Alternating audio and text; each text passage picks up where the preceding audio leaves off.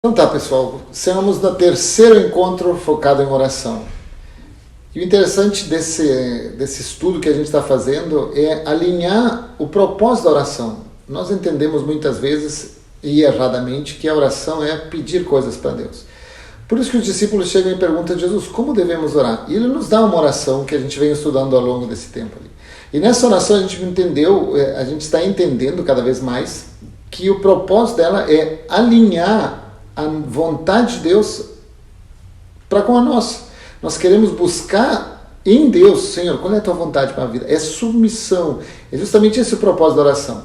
E a gente viu no estudo passado que quando a gente chega na parte de pedir, no momento de pedir, Jesus nos ensina a pedir três coisas, muito claramente: provisão, perdão e proteção. Nós vimos semana passada provisão e perdão. Hoje nós vamos estudar sobre proteção. E aí eu queria ler com vocês aqui, deixa eu abrir minha Bíblia aqui, o versículo 13, que diz assim: E não nos deixes cair em tentação, mas livra-nos do mal.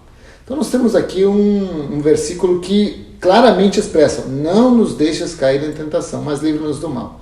E a primeira coisa que eu queria falar é que eu particularmente não gosto muito da palavra cair em tentação, que não é exatamente o que está escrito no original ali. No português nós traduzimos como cair em tentação, porque parece que a gente está caminhando muito bem na vida, bem com Deus, e de repente, opa, caí do nada. Mas a vida não é assim, não é que a gente caminha bem e de repente caiu em tentação. O objetivo aqui, ou a ideia aqui por trás disso é: Senhor, não nos deixa chegar na situação onde formos tentados. Então, livra-nos do mal. É essa questão de prever antes de que as coisas aconteçam. Não é que a gente caia ali.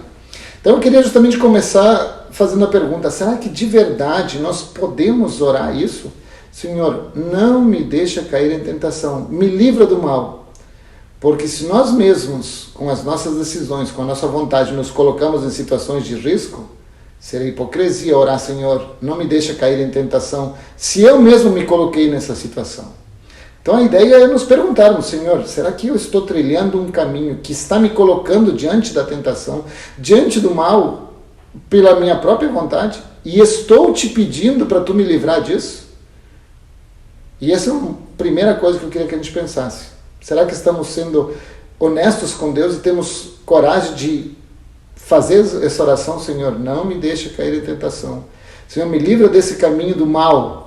Mas vamos analisar a tentação. A gente tem falado bastante sobre tentação. A tentação acontece com todo mundo. E o que me maravilha no Evangelho é que Jesus foi tentado. Eu queria ler para vocês Hebreus 4:15. Diz assim: pois não temos um sumo sacerdote que não possa compadecer-se das nossas fraquezas, mas sim alguém que, como nós, passou por todo tipo de tentação. Em tudo foi tentado, porém sem pecado. Eu amo esse versículo, porque deixa muito claro que Jesus foi tentado em absolutamente tudo, mas ele não pecou. Ou seja, nós temos alguém que passou pelas mesmas dificuldades que nós passamos e não pecou. Jesus foi tentado em tudo. E não só isso, se a gente continua com o próximo versículo 16, diz assim: assim, aproximemo-nos do trono da graça com toda confiança, a fim de recebermos misericórdia e encontrarmos graça que nos ajude no momento da necessidade. Então não diz que nós podemos nos aproximar de Deus com toda confiança. Ou seja, o caminho para vencer a tentação é a nossa proximidade de Cristo. Ele venceu a tentação e nós também podemos vencer. Por isso que o que está por trás de toda essa oração é que eu não posso brincar com Deus. Não posso entrar no jogo de peco agora e peço perdão depois porque Ele me perdoa. Não posso entrar na ilusão de que foi só um pecadinho, Deus entende e perdoa. Não, ao contrário, isso é a pior coisa, porque estamos declarando com essa atitude que nós temos um Deus imbecil, que facilmente iludido, que nós temos um Deus tão senil que não consegue perceber as coisas e Ele nos deixa pecar sem consequência nenhuma. É muito pelo contrário, nós temos um Deus que percebe as coisas. E essa oração, não nos deixes cair em tentação, implica ao Senhor, me faz perceber o caminho que eu estou trilhando e não me deixa seguir esse caminho. Livra-me do mal. Nós não podemos flertar com o pecado e pedir salvação. Nós não podemos sonhar com o pecado e pedir salvação. Nós não podemos estar andando com o pecado e pedir salvação. Esse não é o caminho. Aqui Jesus nos deixa claro, orem ao Pai pedindo direção, guia, um caminho. Então quando a gente ora essa oração, a gente está dizendo, Senhor, submeto minha vontade à tua. É tua vontade que vai decidir. Mas por que somos tentados? Quais são os motivos pelos quais somos tentados? Eu resumo esses motivos a principalmente duas coisas. Primeira, autocontrole.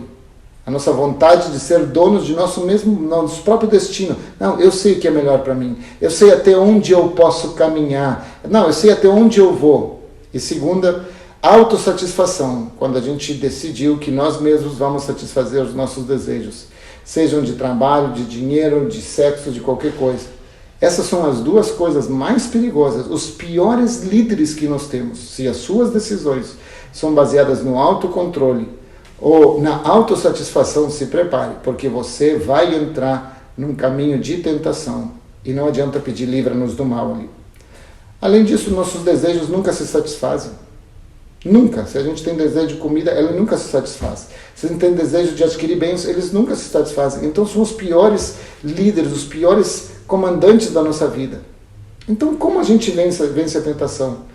É com autodisciplina? Precisamos de disciplina sim, mas não é a autodisciplina que nos ajuda a vencer a tentação.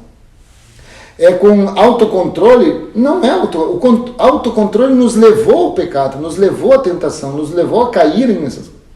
Então como é que a gente vence? A gente vence seguindo o convite de Jesus, que diz, vem e segue-me. Vem e segue-me. A única maneira de vencer a tentação é quando a gente submete a nossa vontade à vontade do Pai. É a única. Quando a gente diz, Senhor Jesus, não seja a minha vontade, mas a tua. Nesse momento, seja lá o que for que esteja ante você, seja lá o desejo que você tenha para satisfazer, seja lá a situação que você queira controlar, e você diz, Senhor, não é eu que controlo, não é o meu desejo que me controla, mas é tua vontade que é soberana na minha vida. Nesse momento nós conseguimos vencer a tentação. Por isso que em Tiago diz assim, a fé sem obras é morta. Não é um convite a crer apenas, é um convite a crer e submeter e agir debaixo da direção de Deus. Jesus mesmo disse, aquele que ouve as minhas palavras e não as pratica é semelhante a um homem que construiu sua casa sobre areia e vieram as dificuldades e a casa caiu. Aonde você está construindo a sua casa? Quando você ora, Senhor, não me deixa cair em tentação e livra-me do mal, você de verdade está submetendo os seus desejos e sua vontade, seu controle ao Senhor? Porque senão é hipocrisia. Meu convite hoje é que você possa guiar a sua maneira de pensar com base nessa oração. Senhor, sempre a tua vontade vem em primeiro lugar. Se eu seguir a tua vontade, não vou me colocar em situações de tentação. Se eu seguir a tua vontade, tu vai me livrar do mal. Esse é o convite que nós temos para você hoje. Que você medite e reflita quais são as áreas da minha vida onde eu não consigo orar essa oração. Onde eu, de certa maneira, estou fazendo a minha vontade e não a de Deus. De certa maneira, estou satisfazendo meus desejos e não a vontade de Deus. Eu tenho plena certeza que se você submeter a sua vontade do Senhor, você jamais cairá em tentação e será livre do mal. Um bom estudo dessa semana.